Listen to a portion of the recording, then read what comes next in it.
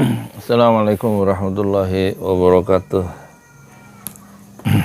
Alhamdulillah, wassalatu wassalamu ala rasulillah. Para penonton di 5 benua, penonton pesantren Jalali, mari kita mengenal ya ucapan-ucapan Rasulullah yang mungkin belum kita kenal karena belum pernah kita dengar selama hidup dan mungkin tersimpan di dalam buku dan kitab ya. Kita bacakan sekarang, barangkali ada yang sudah mendengar dan ini sekedar menyegarkan kembali ingatan ya, tentang yakin dan tawakal. Bab 7 halaman 102 dalam kitab Riyadhus Shalihin, terjemahannya Imam Nawawi pengarang kitab ini itu memulai dengan Al-Ahzab ya. A'udzubillahi minasyaitonir rajim. Walamma ra'al mu'minuna al-ahzaba qalu hadza ma wa'adana Allah wa rasuluhu wa sadaqallahu wa rasuluhu wa ma zadahum illa imanan wa taslima. Dan ketika orang-orang mukmin melihat golongan-golongan yang bersekutu itu, mereka berkata, inilah yang dijanjikan Allah dan Rasulnya kepada kita, dan benarlah Allah dan Rasulnya. Yang demikian itu menambah keimanan dan keislaman mereka. Al-Ahzab ayat 22. Ini kita membahas tentang yakin dan tawakal ya sekarang. Terus Imam Nawawi pengarang kitab Riyadhus Shalihin ini ya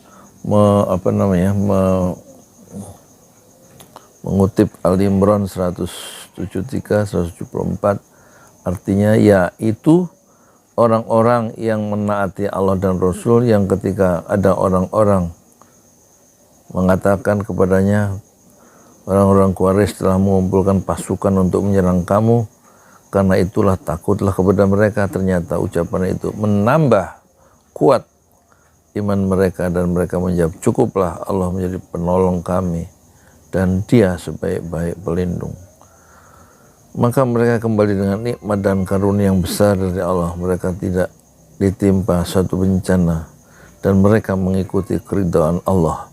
Allah mempunyai karunia yang besar. Al-Imran ayat 173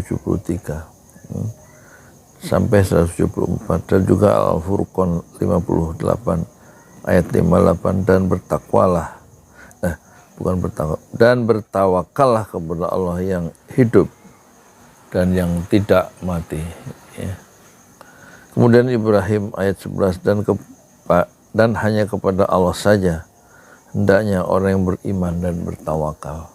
Kemudian surat Al-Imran 159, kemudian apabila engkau telah membulatkan tekad, maka bertawakallah kepada Allah. Fa idza azamta fatawakkal Allah.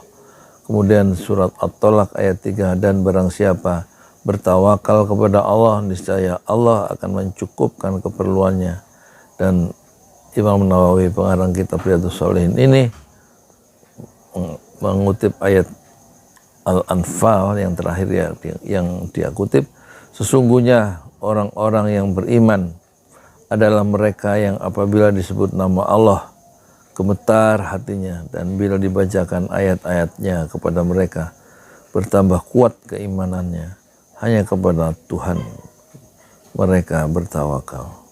Dan masih banyak lagi ayat-ayat tentang keutamaan tawakal di dalam Al-Quran.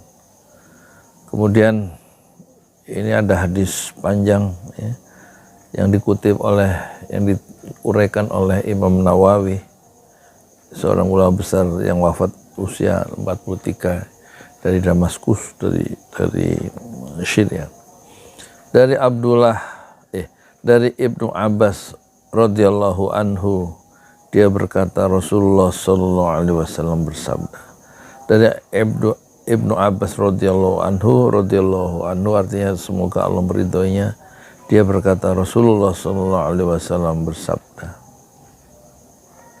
uridat alayyal umamu fara'aitun nabiyya wa ma'ahu ruhaitu wan nabiyya wa ma'ahu rajulu war rajulan wan nabiyya wa laysa ma'ahu ahadun idh rufi'a li sawadun azimun fadhunantu annahum ummati faqila li hadha Musa wa qaumuhu walakin inzur ilal ufuqi fa'idha sawadun azimun faqila liyal zur ilal ufuqil akhir fa'idha sawadun azimun faqila li hadhihi ummatuka wa ma'ahum sab'una alfan yadkhuluna al-jannah bighairi hisabin wala azabin thumma nahadha fadakhala manzilahu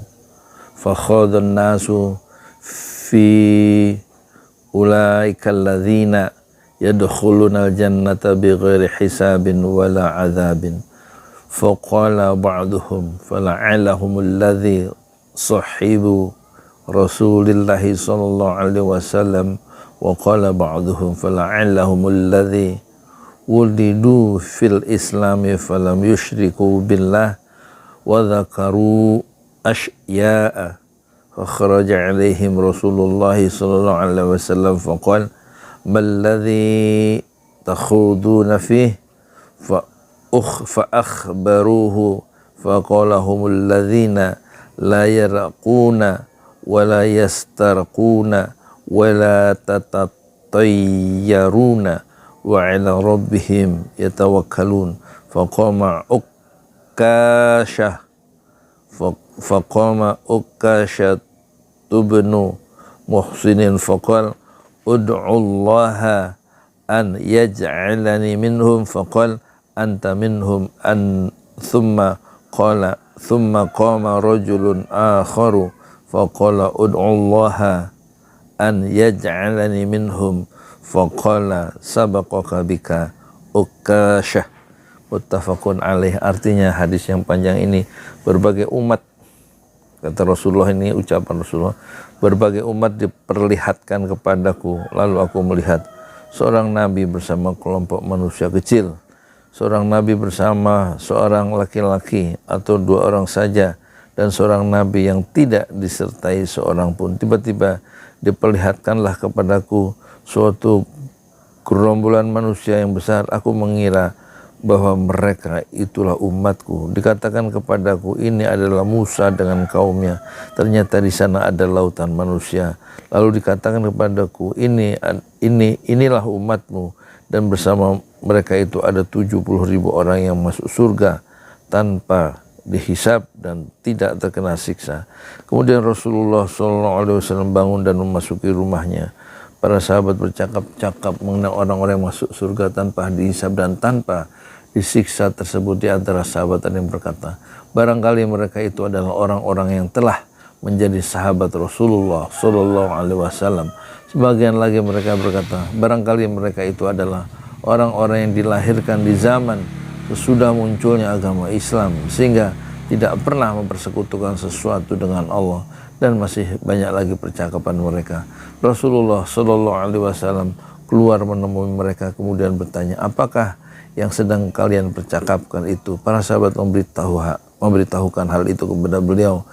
Selanjutnya beliau bersabda, orang-orang yang memasuki surga tanpa hisab dan tanpa siksa itu adalah mereka yang tidak pernah menjampi dan tidak pernah meminta dijampi, tidak pernah membaca tanda kesialan dan hanya bertawakal kepada Allah.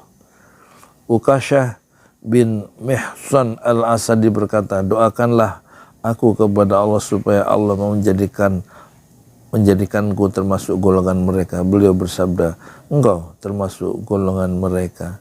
Selanjutnya ada pula orang lain yang berdiri berkata, doakanlah aku kepada Allah supaya Allah menjadikan aku termasuk golongan mereka itu pula. Kemudian beliau bersabda, engkau sudah didahului oleh Ukashah. Muttafaqun alaih. Hadis ini diriwayatkan oleh Imam Bukhari dalam kitab pengobatan, ya. Dalam pengobatan, dan barang siapa diterapi bakar atau menerapi bakar, dan diriwayatkan oleh Imam Muslim dalam kitab iman, bab dalil tentang masuknya sebagian kaum muslimin ke surga tanpa hisab. Tanpa hisab itu tanpa perhitungan, tanpa timbang ya. Ya, tanpa ditimbang amal-amalnya langsung masuk surga. Penjelasan kata an-nabiyyu. An-nabiyyu artinya nabi, yang dimaksud di sini adalah orang yang mendapatkan wahyu berupa syariat agama dan diperintahkan untuk menyampaikannya. Rufi'ali suwadun azimun, diperlihatkan kepadaku kelompok yang besar. Suwadun azimun, kelompok yang besar ya. Kemudian Musa wa qaumuhu, Nabi Musa dan kaumnya, yaitu umatnya yang mengimaninya. Hadhihi ummatuka, ini adalah umat, maksudnya sekelompok orang dalam jumlah besar. Khodo artinya berbicara. Menurut bahasa kata khodo berarti menyelam. Ungkapan khodo fil amri berarti masuk ke dalam satu urusan. Masuk ke dalam satu urusan. Khodo fil amri, sedangkan yang dimaksud di sini adalah larut dalam obrolan. Khodo ini hadis, keterangan kata beberapa kata dalam hadis yang sudah dijelaskan tadi ya. Khodo ya. Fa khadun nasu fi ulaika alladzina yadkhulul jannah bighairi hisab ya. Jadi mereka kemudian ini ya, tenggelam ya,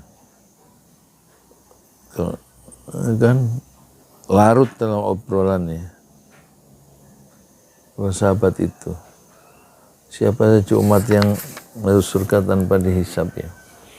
La yarquna tidak menjampi, maksudnya tidak membacakan sesuatu untuk memohon perlindungan dari kejahatan yang sudah terjadi ataupun akan terjadi.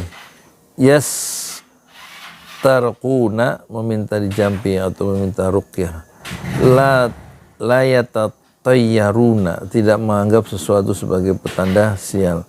Yatawakkaluna, mereka bertawakal, yaitu bersandar kepada Allah Subhanahu wa taala untuk mencapai keinginan dengan disertai ikhtiar. Ada 5 mutiara hadis, isi hadis yang penting dalam hadis yang tadi. 1, keutamaan ya. Keutamaan kedudukan Nabi Shallallahu Alaihi Wasallam ketika diperlihatkan umatnya kepadanya. Penampakan ini bisa jadi dalam mimpi, karena mimpi seorang nabi adalah benar, atau dalam keadaan terjaga pada malam Isra. Allah Subhanahu wa taala mengkhususkan nabinya sehingga apa-apa yang dikehendakinya, dengan apa-apa yang dikehendakinya. Kedua, mutiara hadis dalam hadis yang panjang tadi. Yang kedua, penjelasan tentang keutamaan yang diberikan Allah kepada nabinya, yaitu banyaknya jumlah umat beliau. Dan yang ketiga, keutamaan tawakal kepada Allah dan bersandar kepadanya semata dalam menghindari keburukan atau mengupayakan manfaat. Allah Subhanahu wa taala telah menyiapkan balasan dan pahala bagi orang-orang yang bertawakal. Dan keempat, hukum ruqyah atau jampi. Di antara ruqyah itu ada yang disyariatkan, yaitu ruqyah dengan doa-doa yang diriwayatkan secara sahih dari Nabi Sallallahu Alaihi Wasallam. Meruqyah dengan Al-Quran hukumnya boleh, dan di antara ruqyah itu ada yang tidak disyariatkan, yaitu yang dipraktekkan oleh orang-orang jahiliyah, dipraktekkan oleh orang-orang sesat dan para dukun yang bertentangan dengan hakikat iman dan kesempurnaan tawakal. Kelima, haram pesimis dan menganggap sesuatu sebagai petanda sial. Itulah tadi ya panduan-panduan dari Rasulullah Shallallahu Alaihi Wasallam dalam menghadapi kehidupan kita di masa modern ini.